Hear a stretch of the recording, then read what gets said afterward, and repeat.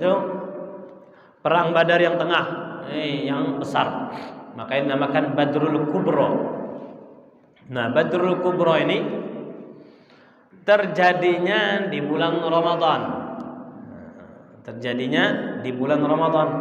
Karena kita tahu bahwasanya perintah puasa itu di tahun kedua di bulan Sya'ban. Di tahun kedua setelah Rasulullah hijrah, arti tahun kedua Rasulullah tinggal di Madinah, turunlah ayat ya ayyuhalladzina amanu kutiba alaikumus syiyam syahrul ramadan alladzi unzila fihil qur'an hudan linnas wa bayyinatin minal huda faman syahida minkumus syahra falyasum. Nah, itu ayat itu turunnya di bulan Sya'ban. Nah, ketika Ramadannya puasa. Mulai itu tahun pertama puasa, tahun pertama juga disuruh perang. Bayangkan. Perang itu perang yang terdahsyat. Tidak pernah perang sebelumnya, ini perang. Bayangkan bagaimana perjuangannya kaum muslimin pada saat itu.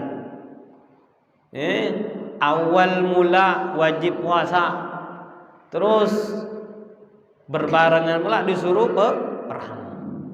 Coba sekarang kaum muslimin sekarang ini, nggak usah perang.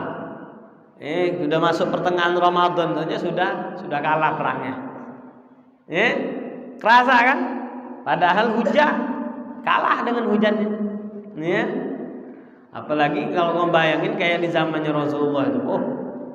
Makanya memang orang yang hidup di zaman Rasulullah itu, yang menjadi sahabat itu memang terpilih.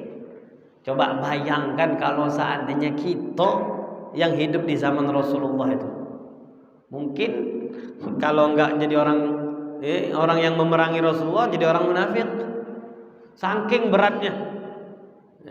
Alhamdulillah kita hidupnya tidak diperjumpakan di zaman Rasulullah. Mungkin kita ini yang ada, imannya kita ini sangat lemah sekali.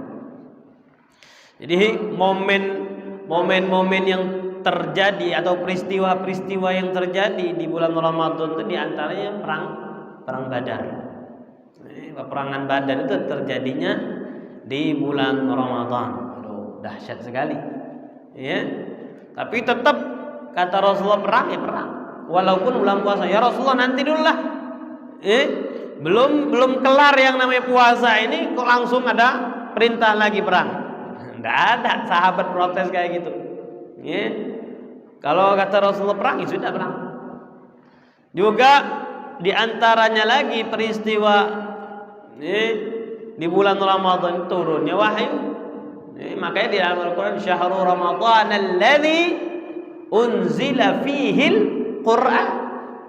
Namanya wahyu Allah itu apa? Al-Quran. Jadi cikal bakal yang namanya wahyu Allah yang Allah peruntukkan kepada Nabi Muhammad itu mulai peristiwa itu bulan Ramadan. Jadi awal mula turun wahyu itu terjadinya di bulan Ramadan. Juga yang perlu dicatat lagi bahwasanya tasyri'ul adzan, disyariatkannya azan. Nah, mestinya kita ini banyak belajar hukum tarikh tasyri'. Tarikh sejarah tentang syariat-syariat. Banyak kita ini kurang tahu. Jadi ngebayangkan misalnya seperti sholat itu seakan-akan dari awal Nabi Muhammad datang sudah diperintahkan sholat, zakat, haji. Padahal yang namanya tasyri' itu, syariat itu semuanya ada prosesnya. Ada proses, ada ceritanya, ada alur ceritanya. Nah, syariatnya azan itu juga terjadi di bulan Ramadan bertepatan dengan awal dari hijrah. Awal dari hijrah itu, nah Rasulullah kedapatan berita dari sahabat, ya Rasulullah, karena mau mengumumkan orang sholat itu bingung pakai apa. Dulu kalau mau ngundang orang supaya sholat itu macam-macam. Karena sahabat hidupnya di sekitar dengan orang Yahudi, orang Nasrani, orang Majusi. Nah, akhirnya mereka sahabat-sahabat itu ngasih masukan, gimana ya Rasulullah kalau pakai lonceng? Tandanya masuk sholat itu pakai lonceng. Karena perintah sholat itu tidak dibarengi dengan perintah azan. Beda. Jadi bukan satu paket tuh. Azan itu setelah beberapa tahun baru ada yang namanya azan. Jadi dulu sholat 5 waktu tidak ada azan. Nah, setelah Rasulullah sudah hijrah, nah di situ bagaimana caranya untuk mengundang sahabat-sahabat yang sedang bekerja, yang sedang di pasar, yang sedang di rumah untuk berkumpul. Di masjid tadi. Ada yang mengatakan pakai lonceng, ada yang pakai trompet, ada macam-macam. Nah, itu. Akhirnya ada sahabat yang mengatakan, ya Rasulullah, aku bermimpi bahwasanya dapat seperti masukan itu, ada suara bahwasanya azan itu cara memanggil orang itu dengan bertakbir, dengan berzikir. Allahu akbar, Allahu akbar. Nah, ada ceritanya bahwasanya azan itu bermula dari mimpinya sahabat. Nah, azan itu coba di sini ada nggak, di sini dibahas. Jadi bukan langsung Rasulullah Shallallahu Alaihi Wasallam yang memerintahkan azan itu. Ini ada ceritanya dari sahabat. Coba bentar. 227.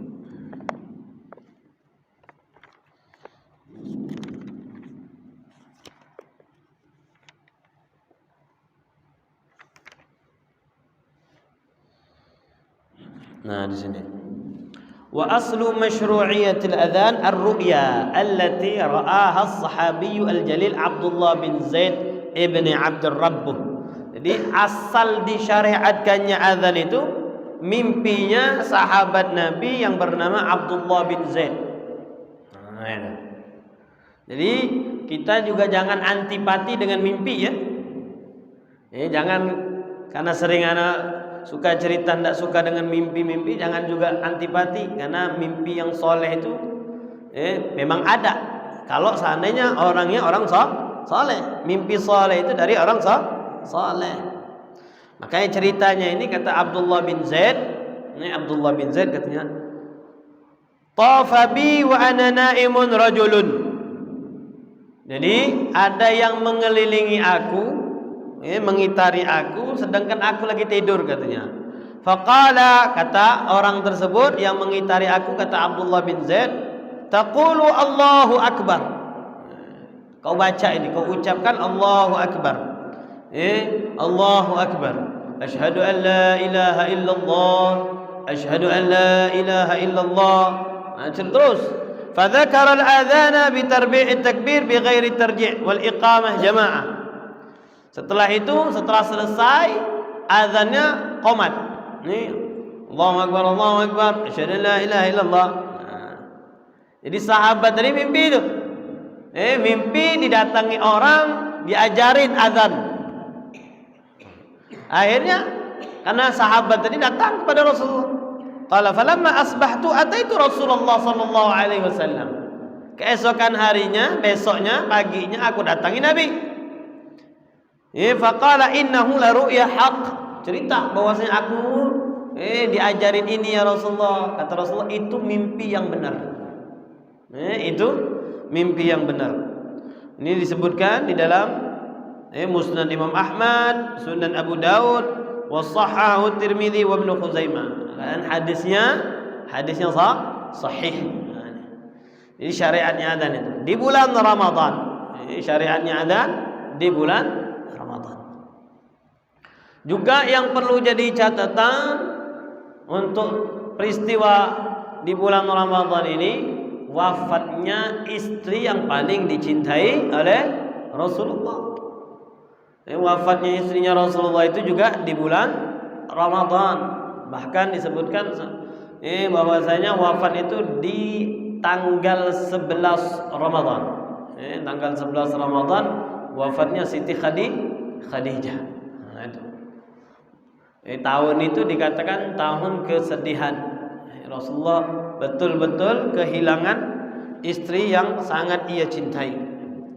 Di antaranya lagi yang perlu jadi catatan di bulan Ramadan ini, peristiwa penaklukan kota Mekah. Kota Mekah itu kan dulunya walaupun ada bangunan Ka'bahnya, tapi berhalanya ngitarin Ka'bah. Banyak sekali patung-patung berhala-berhala itu, baik yang di depannya maupun yang di dalamnya. Nah, peristiwa Fathu Mekah itu di tahun ke-8 Hijriyah. Tahun ke-8 Hijriyah itu setelah peperangan Mu'tah, itu Mekah ditaklukkan oleh pasukan muslimin. Datang pasukan sekitar 10.000 sahabat. Sekitar 10.000 sahabat mendatangi Mekah. Takut, orang Mekah takut. Nabi Muhammad itu bawa obor.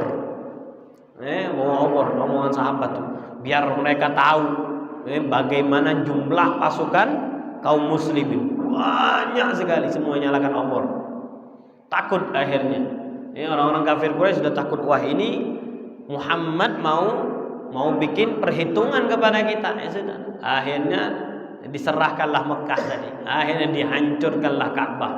Dihancurkanlah berhala-berhala yang ada di sekitar Ka'bah. Itu terjadi di bulan Ramadan.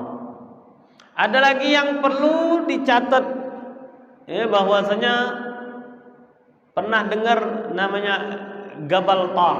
Pernah dengar nggak istilah Jabal Tar? Jabal Tar, Jabal Tariq. Jadi di zamannya Sayyidina Utsman, zamannya Sayyidina Utsman bin Affan itu, ketika beliau menjadi khalifah, beliau mengirim pasukan yang dipimpin oleh Tariq bin Ziyad. Pernah dengar nggak? Jadi Sayyidina Utsman mengirim pasukan dengan jumlah yang besar yang dipimpin oleh Tariq bin Ziyad untuk berangkat ke Andalus. Tahu Andalus? Di mana sekarang Andalus? Di Spanyol. Nah, di Spanyol itu dikirimlah Tariq dengan pasukan yang begitu banyak nyebrang laut. Karena ini benua Asia, Madinah itu masih masuk benua Asia, sedangkan Asban Andalus itu masuk di Eropa. Berangkat nyebrang lautan. Kata komandannya tadi, jenderalnya tadi namanya Tariq bin Ziyad, ini pasukan supaya membangkitkan semangatnya untuk berani ketika perang. Karena ini di daerah asing, bukan orang Arab lagi, sudah jauh dari tempat mereka. Ini supaya membangkitkan semangat prajurit ini, maka kata Tariq bin Ziyad, kita bakar kapal kita. Jadi ketika sampai di daerah Andalus, kalau sekarang itu Spanyol, disuruh bakar. Semua kapal-kapalnya dibakar. Nah, sekarang kata Tariq bin Ziyad, kalian punya dua pilihan. Mau menang atau mati. Pulang nggak ada lagi pilihan yang ketiga. Kalau nggak kita berangkat berjuang habis-habisan, kalau nggak kita gugur, sudah nunggu mati aja. Kenapa? Karena nggak ada lagi. Pulang nggak ada yang boleh kabur. Gara-gara dibakar semangatnya oleh Tariq bin Ziyad, akhirnya ditaklukkanlah yang namanya Spanyol. Spanyol itu lebih lama. Indonesia ini mungkin 500 tahun. Islam masuk ke Indonesia ini dari zamannya Wali Songo mungkin sekarang 500 tahun. Kalau dihitung-hitung. Di Spanyol itu Islam berjaya, Islam berkuasa 600 tahun.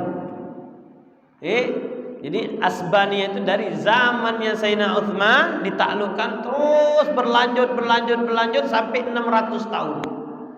Tapi kita lihat sekarang, Spanyol negara Islam apa bukan? Bukan. Kenapa? Karena tadi Islamnya tidak kuat di sana. Berebut kekuasaan. Satu sama lain berebut kekuasaan. Padahal dulu ulamanya banyak. Ketika setelah dikuasai oleh pasukan muslim, Andalus itu menjadi negara yang sangat-sangat hebat. Ini ada yang namanya Ibnu Sina.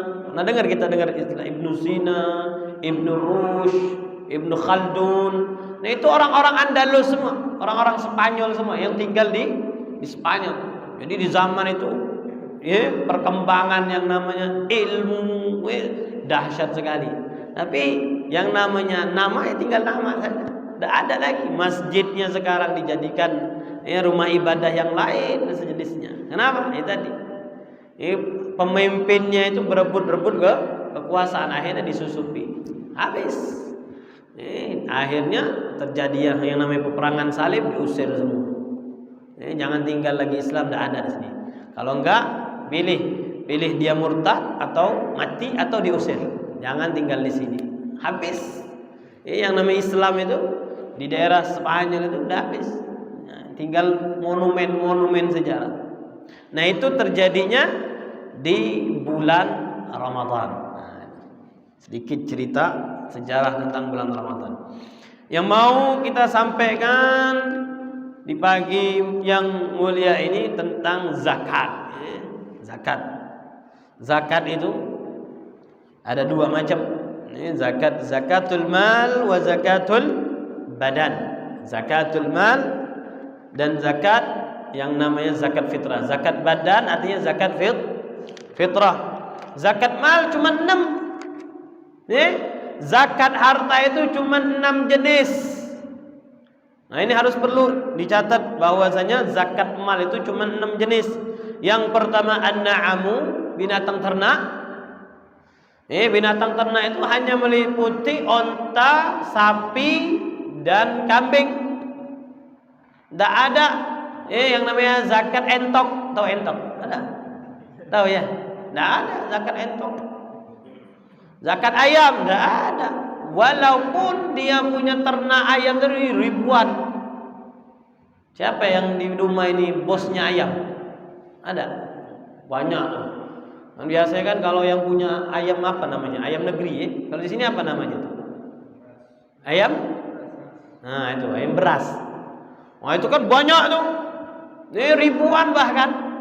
Ada zakatnya? Tidak ada zakat. Jadi yang ternak ayam tidak ada zakat, aman. Aman, dia tidak bakal diminta zakat. Nah, itu. Begitu juga entok tadi, bebek tadi, apalagi tambak udang, kan mahal tuh. Tambak udang mahal. Ada zakatnya? Tidak ada zakatnya. Yang ada zakatnya kalau dari binatang cuma 3 jenis: onta, sapi, sejenisnya kerbau, kambing, sejenisnya tadi tuh domba. Ini saja 3 jenis ini saja yang wajib di zakat. Itu jenis yang pertama, harta yang berupa binatang. Yang kedua an-naqdan, emas perak yang digunakan untuk transaksi, yang digunakan untuk jual beli. Karena memang dulu transaksinya pakai emas dan perak, mana ada uang kertas. Uang kertas ini zaman-zaman sekarang, dulu tidak ada. Pakai emas perak. Nah, makanya sekarang ketika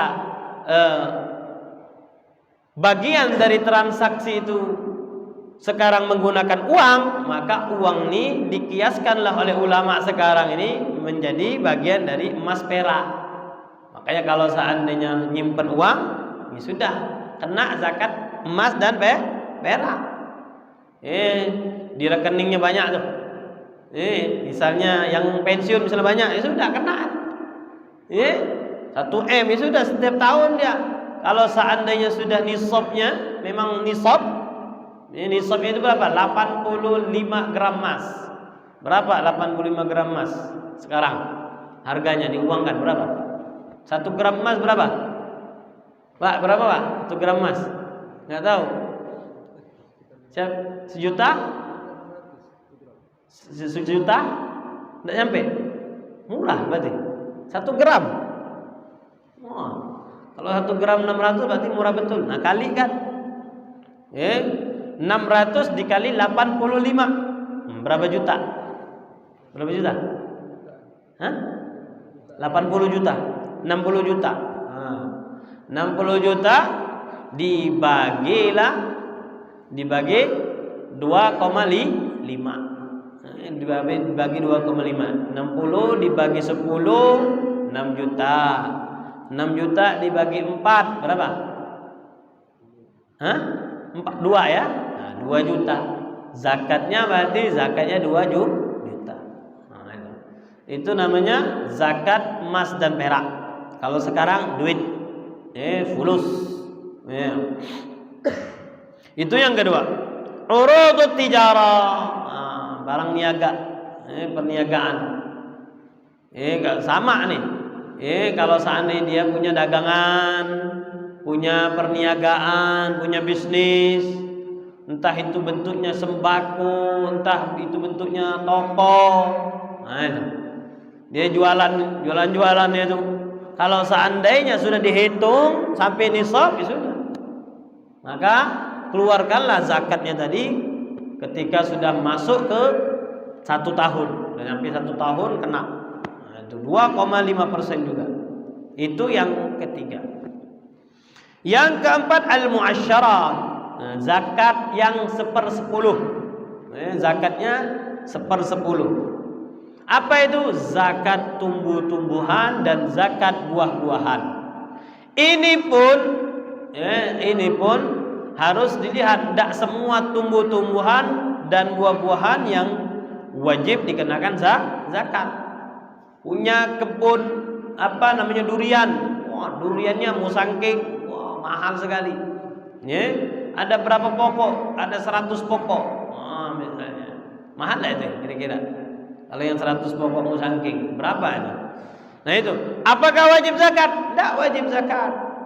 Punya kebun pisang, 1 hektar pisang semua, wajib tidak zakat? Tidak wajib zakat. Punya kebun tebu, warnanya ireng, tebu ireng jadinya, banyak itu, berapa hektar? Tidak kena zakat. Yang kena zakat kalau seandainya dia nanam korma atau dia nanam anggur. Nanam korma atau nanam anggur. Makanya di Indonesia tidak usahlah coba-coba nanam korma, nanti kena zakat. Sudah biasa tidak kena zakat, akhirnya kena zakat. Pengen nyoba korma, sudah mahal pembiayaannya karena beda, iklimnya berbeda. Rupanya kena zakat pula. Sudah. Jadi zakat buah-buahan itu hanya kurma dan anggur. Itu pun kalau sudah dikeringkan. Jadi kalau kurma itu kalau sudah jadi tamar. Kalau sudah jadi tamar. Tamar itu kalau yang sekarang banyak jual tuh, yang warnanya hitam tuh. Warnanya hitam, bukan yang warnanya merah. Bukan yang warnanya kuning. Kalau sudah hitam, sudah jadi tamar jenisnya itu. Nah, kalau sudah itu baru ditimbang berapa. Udah nyampe nisab apa enggak? Nah, kalau sudah baru. Anggur begitu juga. Kalau sudah dikeringkan, kalau sudah bentuknya berupa kismis. Jadi kismis itu dari anggur. Jadi kalau sudah dikeringkan, nah timbang. Banyak enggak? Nyampe enggak nisab? Kalau sudah nyampe nisab baru dikeluarkan zakatnya. Terus jenis yang kedua adalah tumbuh-tumbuhan. Tumbuh-tumbuhan ini yang dijadikan makanan pokok. Beras, jagung, gandum. Nah itu. Jenis-jenis makanan pokok inilah yang diwajibkan kalau seandainya ketika panen tiba. Jadi zakat tumbuh-tumbuhan ini dan buah-buahan ini berbeda dengan zakat sebelumnya. Zakat tumbuh-tumbuhan tidak ada istilah haul. Ini tidak ada istilah haul, nunggu setahun tidak. Tapi kalau sudah sampai nisab, nah baru, walaupun tidak nyampe 1 tahun. Ini seperti misalnya beras tidak nyampe 1 tahun ya. Orang dalam 1 tahun bisa panen 2 kali sampai 3 kali. Kalau yang hebat tuh bisa panen 3 kali. Banternya ya 2 kali. Nah itu. Dilihat sampai tidak dia nisabnya. Kalau sampai nisabnya, kalau nggak salah beratnya itu sekitar 700 kilo. Kalau ada 700 kilo, dikeluarkan semua gabah-gabahnya tadi, ditimbang 700 kilo sudah berapa 1/10-nya. Dikeluarkanlah zakat tumbuh-tumbuhannya tadi. Itu yang keempat. Yang kelima ar-rikaz. Nah, ar-rikaz ini uang kaget kalau bahasa kita, harta kaget. Ujuk-ujuk, gali. Siapa yang di sini suka gali? Ada yang suka gali? Nemulah sebongkah emas, besar sekali emasnya. Nah, dilihatlah di situ ada capnya. Capnya ini harta si Karun. Hartanya si Qarun. Oh, berarti ini emas ini di zamannya Nabi Musa. Nah, kalau sudah di zaman Nabi Musa ini betul. Berarti inilah dikatakan ar-rikaz. Harta yang terpendam. Tidak boleh kalau seandainya di situ ditulis ini milik Soekarno. Tidak boleh. Balikkan kepada Ibu Megawati. Ibu Megawati, ini warisan harta dari peninggalan bapaknya Ibu. Balikkan. Karena ada lambangnya Soekarno misalnya. Yang dijadikan harta temuan itu kalau di zaman sebelum Rasulullah. Zaman sebelum Rasulullah. Dicek bahwasanya betul ini kalau dikira-kirakan tahunnya tahun 1000 tahun 2000 tahun yang lalu. Kalau 1000 tahun yang lalu masih zaman Rasul. 2000 tahun yang lalu. Oh, kira-kira ini zamannya Nabi Isa. Kalau 2000 tahun yang lalu kira-kira Nabi Isa. Karena Nabi Isa itu jaraknya antara Rasul dan Nabi Isa itu kurang lebih 500 tahun. Kurang lebih 500 tahun. Oh, berarti ini zaman sudah masuk ke zaman jahiliyah. Oh, sudah. Lihat sampai nggak nisab. Jangankan sampai nisab, ini berlebih-lebih. Berapa? 1 kintal emasnya. Sudah. Setelah ditimbang betul sudah nyampe yang namanya nisabnya, dibagi 5. Jadi 1 kintal tadi dibagi 5. Berapa kilo zakatnya itu? Berapa? 20 kilo. 20 kilo emas. Untuk mana orang Dumai? Oh, sudah makmur insyaallah. Itu yang ke-5. Al-ma'din. Nah, kalau ma'din ini sama, emas perak juga, tapi bentuk mendapatkannya atau didapatkannya itu dengan cara ditambang. Dengan cara ditambang. Nambang dia, gali, rupanya nemulah emas di situ. Wah, ditambang dipetakan sama dia. Jangan, ini tanah saya. Situlah dia nemu tambang emas. Begitu juga termasuk wajib zakat. Jadi kalau tambangnya batu bara, udah aman sudah. Jadi sultan, tidak ada zakat.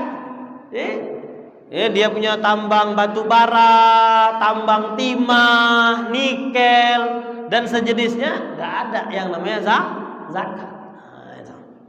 Itu 6 harta yang dikenakan wajib zakat kalau seandainya sudah memenuhi syarat-syaratnya. Kalau sudah memenuhi syaratnya baru dikenakan wajib zakat. Selain itu tidak ada sudah. Jadi kalau seandainya, Beb, saya ini punya kebun sawit 100 hektar, gimana? Tidak ada zakatnya. Kebun sawit tidak ada zakatnya. Tapi hasil panennya kan itu jadi duit tuh.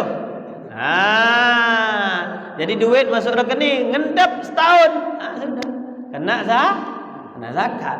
Jadi zakat itu bukan karena dia sawit.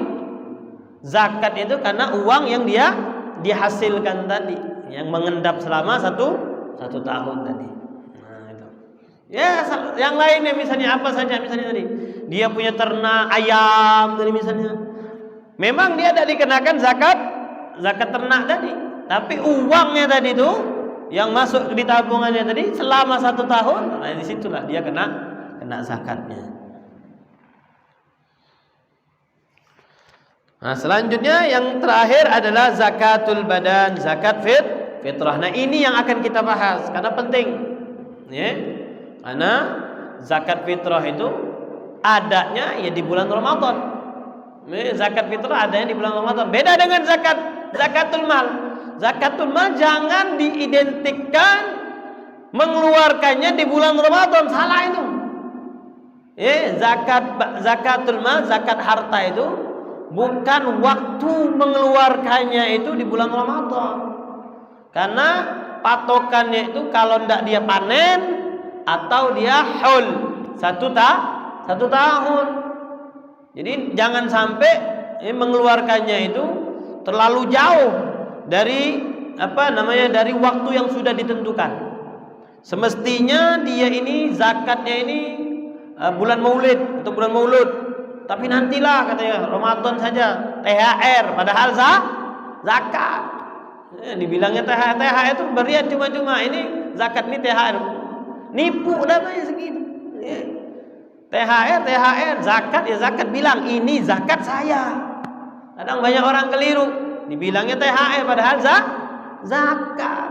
Nah, itu. Jadi yang namanya zakat yang dikeluarkan di waktu Ramadan adalah zakat fitrah. Makanya dinamakan summiyat bidzalik li'annaha tajibu 'inda fitrin nas min shaumi Ramadan. Kenapa dinamakan zakat fitrah? Karena diwajibkannya ketika orang sudah berbuka puasa di akhir Ramadan. Mulai diwajibkannya ketika akhir dari puasa, beduk adzan. Nah, disitulah mulai orang-orang yang mempunyai kelebihan harta di hari itu, maka dia dikenakan kewajiban untuk mengeluarkan zakat fitrah. Waktunya ini ada 5. Waktu mengeluarkan zakat fitrah itu ada 5. Hukumnya jelas wajib. Kalau seandainya ada yang mengingkari, bisa-bisa kafir. Makanya kalau misalnya orang yang mengingkari zakat profesi, tidak apa-apa. Saya mengingkari, saya tidak mau zakat profesi, tidak ada perintahnya. Memang betul tidak ada perintahnya. Kalau dikata Rasulullah, ada nggak zakat profesi di zaman Rasulullah? Oh, tidak ada. Jadi kalau orang mengingkari zakat profesi, betul ya. Nah, itu. Tapi kalau mengingkari zakat fitrah, bahaya, bisa-bisa kafir. Nah, itu. Waktu mengeluarkan zakat fitrah ada 5. Dibagi menjadi 5. Kadang waktu wajib, kadang waktu fadilah, waktu yang utama. Kadang waktunya waktu sudah diperbolehkan, kadang waktunya tadi menjadi waktu yang dimakruhkan. Kalau seandainya dikeluarkan di waktu itu makruh. Kadang waktunya menjadi haram, dosa. Orang yang mengeluarkan di waktu yang kelima ini, maka dia berdosa, bermaksiat dia. Nah, pertama dulu waktu wujub, waktu diwajibkan. Biidraki juz'in min Ramadan wa juz'in min Syawal. Jadi yang namanya orang yang diwajibkan zakat fitrah itu kalau dia mendapatkan bulan Ramadan dan bulan Syawal. Walaupun sedikit. Walaupun sedikit. Bayi, contohnya bayi yang baru lahir, jam 6 lahir dia. Hari terakhir bulan Ramadan. Hari terakhir bulan Ramadan jam 6. Jam 6 mendekati maghrib, lahirlah bayi tadi. Tidak berapa lama, wah sudah hidup sampai dia besar. Nah, di hari itu sudah kena dia kewajiban zakat fitrah. Tapi bukan dia yang zakat fitrahnya. Bapaknya yang wajib mengeluarkan zakat fitrahnya. Kenapa? Karena wajib, karena dia mendapatkan juzuk bagian dari bulan Ramadan tadi. Kalau seandainya ada orang meninggalnya jam 6, akhir dari bulan puasa, bulan Ramadan, meninggal di hari akhir bulan Ramadan, maka orang tersebut tidak wajib zakat fitrah. Rupanya dia sudah zakat fitrah, ambil zakatnya. Kalau seandainya si ahli waris mau ngambil, sama siapa kemarin diberikan zakat fitrah? Rumah si fulan, ambil, minta maaf. Almarhum itu belum wajib zakat, mana zakatnya? Ambil. Boleh. Kenapa? Karena waktu wajibnya belum masuk. Waktu wajib itu kalau seandainya mendapatkan bulan Ramadannya, juga mendapatkan bulan Syawalnya. Disitulah makanya dikatakan waktu wujub, waktu yang sudah diwajibkan. Terus itu waktu yang pertama. Waktu yang kedua, waktu fadilah, waktu yang dianjurkan. Pahalanya lebih besar. Pahalanya lebih besar kalau dia mengeluarkan zakat fitrahnya tadi di waktu itu. Kapan? Yaumul Id, di hari raya. Di hari raya ba'da tulu'il fajar. Setelah masuknya atau setelah munculnya ya Pak fajar. Sekarang nih sudah tuluk kan? Sudah tuluk kan? Kalau gambarannya tuluknya di hari raya, di hari raya nih. Ini dengar takbir. Nah inilah waktu fadilah. Gambarannya sekarang inilah nih. Waktu yang paling utama, artinya pahalanya lebih besar kalau seandainya orang tersebut mengeluarkan zakat fitrah di waktu itu. Sampai kapan? Katanya sampai orang melaksanakan sholat hari raya. Jadi biasanya di Hakul Yakin sholatnya jam berapa? Jam setengah 8. Berarti dari jam 6:10 atau jam 6:15 sampai jam setengah 8. Itu waktu fadilah. Tapi jarang kan yang ngamalin itu kan? Jarang sekali. Mungkin tidak ada. Ada nggak di sini? Kepepet katanya. Sedangkan di sini disebutkan waktu fadilah yang seperti itu. Waktu itu. Jadi sebelum dia ke masjid cari dulu. Ini orang fakir tadi, orang mau dikasih tadi. Tapi kita lihat juga kalau seandainya yang dibutuhkan fakir, karena zaman itu berbeda. Zaman berbeda. Tidak seperti zamannya Rasulullah SAW. Mungkin zamannya Rasulullah orang yang paling bahagia, kalau seandainya dia mendapatkan zakat ketika menjelang sholat Id mungkin. Makanya dikatakan waktu fadilah. Kalau orang sekarang ngarepnya jauh-jauh hari. Kalau bisa jauh-jauh hari itu sudah tahu dia biar tenang dapat zakat tadi itu. Dapat ini. Bisa jadi untuk sekarang nih waktu fadilah ini ya sekarang ini. Sekarang karena orang butuh. Makanya kalau mau sekarang zakatnya jangan berasnya, beras plus minyak kalau sekarang. Zakat yang paling afdal sekarang ini beras plus minyak. Karena yang namanya beras kita ngikut aturannya. Karena jangan sampai dalam mazhab Syafi'i selain beras ya tidak sah. Tidak boleh zakat fitrah selain beras. Kalau untuk ukuran Indonesia. Karena makanan pokoknya orang Indonesia beras. Jadi kita keluarkan untuk yang mau lebih afdal. Ini untuk lebih afdal, pengen pahala yang lebih besar. Jadi dia zakat beras, dia keluarkan, dimasukkan di dalam beras tadi minyak bimoli yang 2 liter. Itu senang orang. Kalau mau ditambah duit lagi. Jadi zakat fitrah yang paling afdal sekarang itu beras plus minyak plus duit. Jadi kalau pengen ngamalin yang fadilah. Tapi sebagai ilmu saja waktu fadilah itu dari yang namanya terbit fajar, terbit matahari, munculnya matahari sampai yang namanya menjelang salat Id. Itu untuk waktu fadilah. Waktu jawaz, waktu yang sudah diperbolehkan. Artinya bukan waktu wajib, tapi sudah diperbolehkan. Jadi kalau seandainya orang ini mengeluarkan zakat fitrah di waktu ini, dia sudah sah, sudah dikatakan sah, sudah boleh. Kapan? Dari awal Ramadan. Dari awal Ramadan itu sudah boleh kalau ada orang yang mau mengeluarkan zakat fitrah. Jadi salah, udah masuk nih awal Ramadan, langsung dia keluarkan zakat fitrahnya tadi, dirinya dan keluarganya semuanya. Dicarilah orang fakir miskin tadi dicari, sudah disebar sama dia, dibagikan. Nah nanti menjelang hari raya, kalau seandainya ada panitia zakat, misalnya pengurus masjid minta mana zakat fitrah, aku sudah di awal Ramadan aku sudah mengeluarkan zakat, jadi tidak perlu lagi dia mengeluarkan lagi.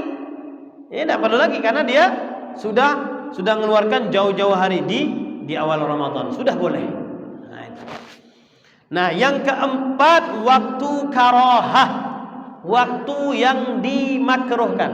Jadi boleh nggak dia mengeluarkan ini? Boleh, tapi makruh. tidak dianjurkan. Tidak dianjurkan dia untuk mengeluarkan zakat fitrah di waktu ini. Kapan? Mengeluarkannya setelah sholat Id. Setelah sholat Id. Jadi setelah sholat Id dia mau mengeluarkan zakat fitrah. Diundur-undur sampai. Bukan sengaja, tapi diundur-undur. Nantilah. Nanti sudah akhirnya setelah salat Id baru dia keluarkan. Nah, ini makruh. Tapi makruh ini tidak menggugurkan kewajiban dia untuk bayar zakat. Tidak gugur, makanya dia wajib dia. Kalau enggak dia dosa. Karena kalau seandainya nanti kita akan bahas waktu yang terakhir, waktu yang diharamkan. Jadi dia tetap wajib tapi dia dosa. Yang terakhir nanti dia tetap wajib dia keluarkan zakat fitrah, tapi dia berdosa karena waktunya tadi. Nah, jangan sampai dia berdosa maka cepat-cepat keluarkan. Oh iya, ini gara-gara diundurkan lagi, habis sholat Id dia langsung cari orang fakir miskin tadi. Nah, sampai kapan? Sampai ila ghurubi syams, sampai masuk waktunya maghrib di 1 Syawal. 1 Syawal sudah sholat Id, nah itu masuk waktu karohah. Jadi selesai sholat Id jam berapa biasanya? Jam 8. Jam 8 atau jam setengah 9. Nah itu mulai itu masuk waktu karohah itu, waktu makruh itu. Sampai kapan? Sampai maghrib. Masuknya waktu maghrib, disitulah masuk waktu kelima, waktu yang diharamkan. Dosa dia, tapi dia wajib bayar zakat. Jangan dikatakan sudah haram berarti dia sudah gugur yang namanya kewajiban zakat fitrah. Tidak. Dia berhutang atau dia mengqadha zakatnya itu. Nah, itu. Jadi yang namanya waktu hurma, waktu yang diharamkan, dia undur itu sampai masuknya hari Syawal yang kedua. 2 Syawal. Nah, itu sudah masuk yang namanya waktu haram. Tapi kadang dia berdosa, kadang dia tidak dosa. Kalau tidak berdosa, misalnya memang ada yang ditunggu, orang yang betul-betul berhak itu ditunggunya. Ini zakat ini sebenarnya kalau seandainya orangnya ada sekarang, aku akan kasihkan sekarang. Karena berhubung tidak ada, adanya kapan? Di tanggal 2 Syawal. Dan dia ini orang yang bakal aku serahkan ini memang betul-betul berhak, paling berhak sudah. Nah, tujuan dia mengakhirkan tadi untuk memberikan orang yang betul-betul berhak, menjadikan dia tidak dosa walaupun waktunya itu sudah diharamkan. Nah, itu singkat tentang waktu mengeluarkan zakat fitrah. Ada pertanyaan? Silakan.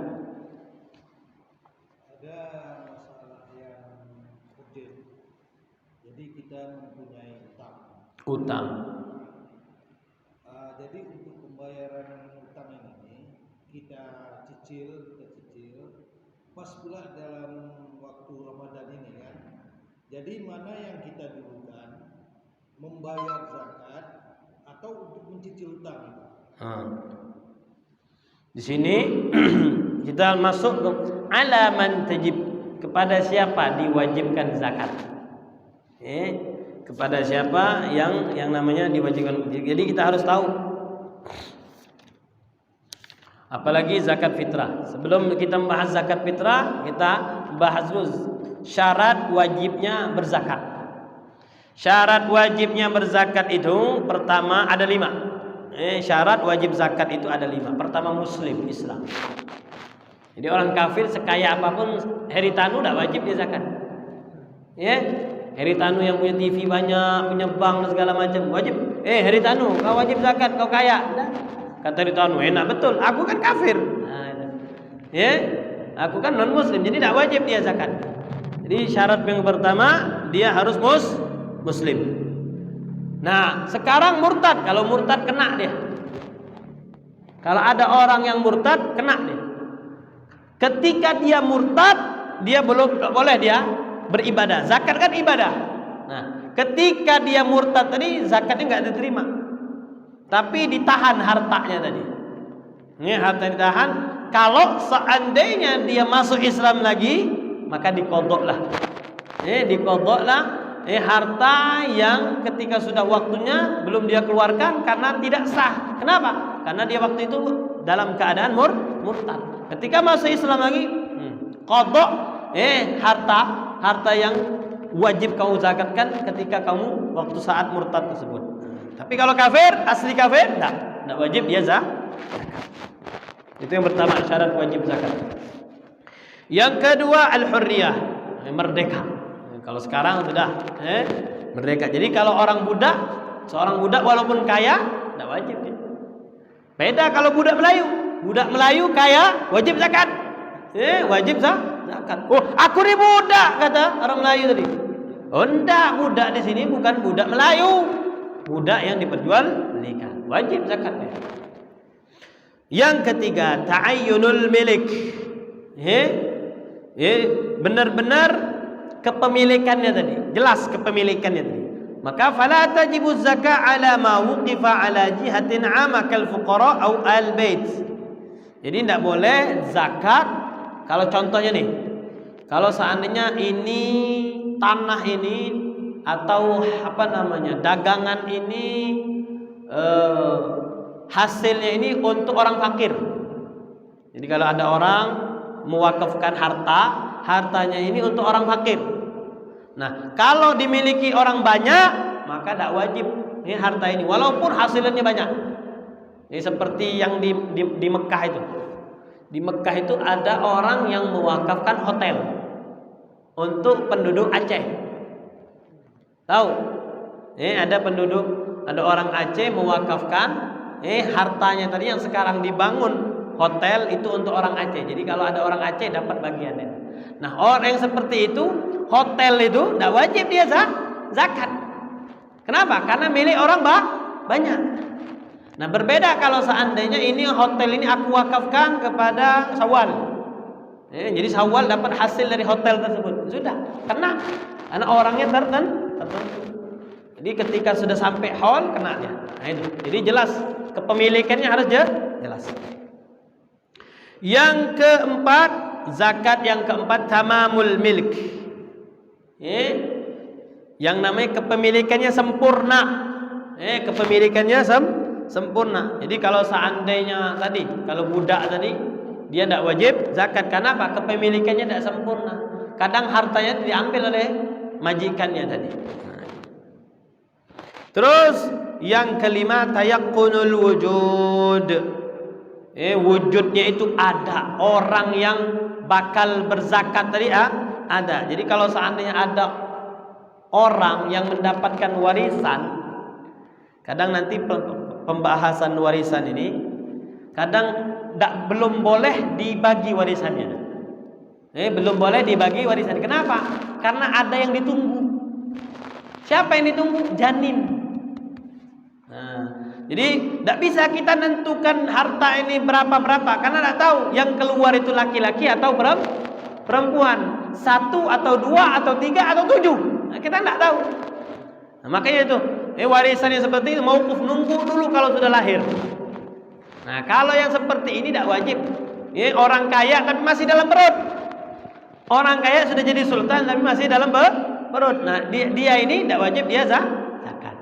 Nah, selebih itu kalau seandainya seperti yang ditanya Bapak tadi, kalau seandainya memang hartanya tadi tidak menghabiskan, utangnya tadi tidak menghabiskan hartanya, maka tetap dia wajib zakat. Utangnya tadi dia tidak menghabiskan hartanya, ada masih lebih, maka dia tetap dikenakan wajib zakat.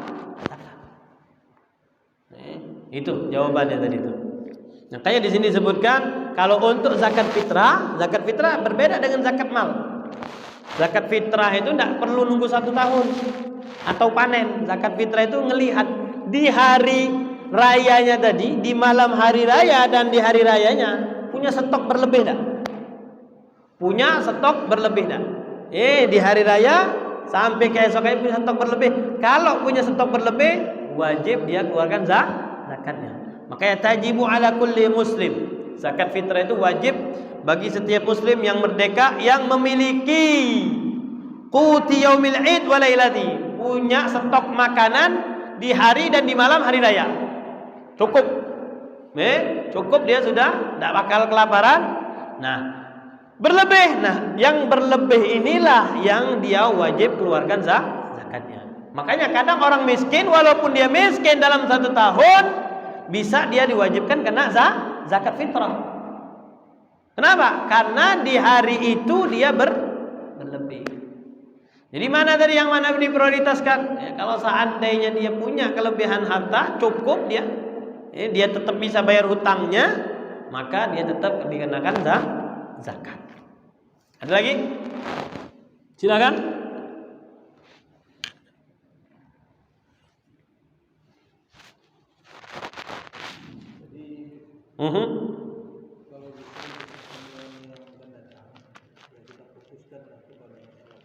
Ya, memang pertanyakan, dibahas, ya.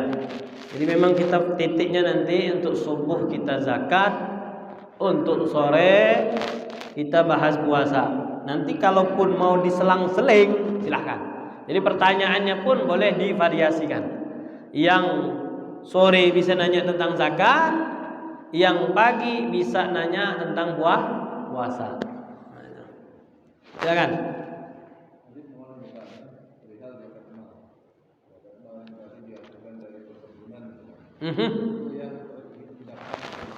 Jadi kalau hasilnya tidak didapatkan tetapi habis untuk digunakan yang lain untuk mengembangkan lagi usaha, apakah tetap wajib keluar? Ya sudah, kalau seandainya memang habis dipakai sama dia, tidak ada sisa sama sekali, tidak ada wajib zakat. Misalnya tadi sawitnya tadi sudah dia modalkan lagi, tidak ada sisanya tadi, uangnya tadi memang tidak ada sisa. Berbeda kalau ada sisanya. Tidak mungkin orang yang punya investasi tidak punya sisa dia. Nah sisanya tadi tuh seperti tadi, berapa uangnya tadi? Tidak mungkin di dalam rekeningnya tadi tidak ada 100 juta atau, karena dia ini bakal berinvestasi yang lebih besar lagi. Maka dia jaga-jaga, kalau seandainya ini rugi, ini ada cadangannya. Kalau memang tidak ada, ya sudah, tidak kena dia di tahun ini, dia tidak kena zakat. Coba besoknya lagi, karena dia investasikan, rupanya naik, udah tahun berikutnya rupanya ada, kena dia tahun berikutnya. Jadi karena yang namanya zakat itu tergantung dalam setahun tadi. Kalau misalnya hari ini, tahun ini dia bisa zakat, berarti dia keluarkan zakat. Tahun ini dia tidak bisa zakat, ya sudah tidak bisa zakat. Ini bukan artinya dia tahun ini kena zakat, tahun depan harus kena zakat. Karena tahun kemarin dia zakat, tidak. Lihat bagaimana nisabnya tadi. Kalau sudah sampai nisab, maka dia tetap dikenakan wajib zakat. Jadi gitu. Tapi tadi itu menyampaikan pertanyaan Bapak tadi, hasil daripada usaha tadi kan sudah diberikan kepada sesuatu yang lebih yang untuk keperluan umat banyak gitu. Apanya? Contohnya? Hasil daripada usaha kita tadi kan sudah kita berikan, kita keluarkan untuk misalnya untuk pembangunan apa, untuk keperluan masyarakat banyak. Apakah zakat kita ini itu masih dikenakan juga lagi zakat tentang usaha kita tadi? Sedekah itu ada dua, sedekah wajib, sedekah sunnah. Jangan sampai dia sedekah sunnah, sedekah wajibnya dia lupa. Yang wajib dulu yang dia harus bayar. Kalau emang sudah nyampe, makanya kita harus tahu dulu, harta saya ini, yang saya miliki ini adalah masuk tak kategori zakatul mal tadi. Itu dulu. Jadi harus dia cross check dulu. Ada nggak di dalam keseharian ini dia ini menyangkut zakatul mal. Kalau sudah zakat, tandain. Oh ini berarti aku ini punya kambing. Oh aku ini punya toko. Oh aku ini punya uang di ATM atau di bank. Tandain. Nah tanggal berapa, bulan berapa, tandain. Ketika sudah selesai 1 tahun, dihitung. Nyampe tak nisabnya tadi? Kalau seandainya misalnya onta dia ternak onta. Ontanya tadi berapa jumlahnya? 4. Oh kalau 4 belum. Selama 1 tahun. Kalau selama 1 tahun tadi 5 ontanya rumah, oh kena dia. Jadi onta itu minimal zakatnya paling kecil, kalau seandainya ontanya 5. Berapa yang dikeluarkan? Bukan 1 onta tapi 1 kambing. Nah itu. Jadi harus dilihat dulu Pak. Dilihat dulu selama 1 tahun tadi sudah nyampe nisab, dan hartanya tadi memang kategori harta yang bagian yang diwajibkan zakat. Nah itu tandain kita ini, simpel. Ada lagi yang mau dirisaukan, ditanyakan lagi atau masih bingung? Silakan. Silakan. Kalau binatang ternak ataupun tumbuh-tumbuhan, buah-buahan, itu keluarkan zakatnya berbentuk itu juga ataupun? Iya. Ya, kalau seandainya binatang ya keluarkan kambingnya, keluarkan kambingnya, bukan keluarkan berapa duit dari kambing, tidak boleh. Begitu juga beras tadi, keluarkan berasnya. Jangan nanti urusannya kalau seandainya dia sudah keluarkan berasnya, nanti dia beli lagi lain lagi itu. Nah itu. Ini nanti sudah dikeluarkan nih, ini zakatnya sudah. Nih aku bayar beli lagi. Nah, itu lain lagi ceritanya. Nah, itu. Jadi dia harus mengeluarkan apa hasil yang diwajibkan zakat. Silakan. Ya. Ya. Ya.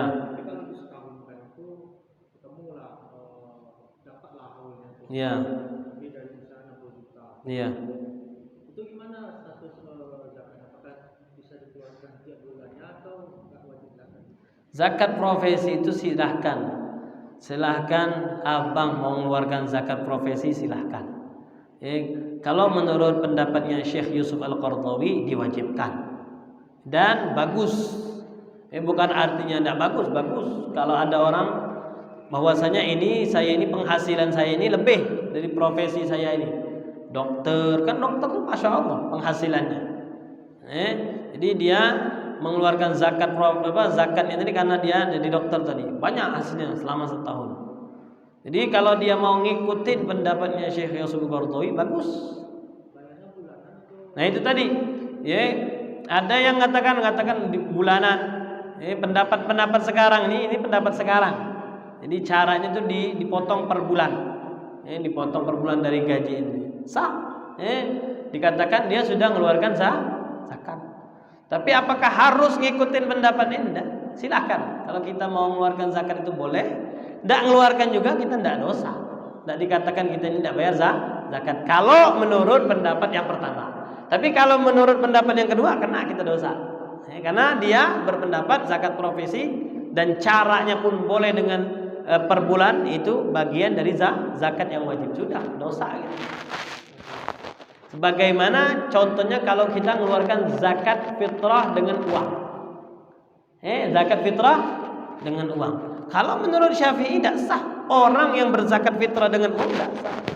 Belum dicatat dia mengeluarkan zakat fitrah. Tapi ada pendapat yang mengatakan zakat fitrah sudah cukup dia dengan uang. Ya sudah. Kalau seandainya dia ngikut pendapat itu dikatakan sah. Wallahu a'lam. Ada lagi?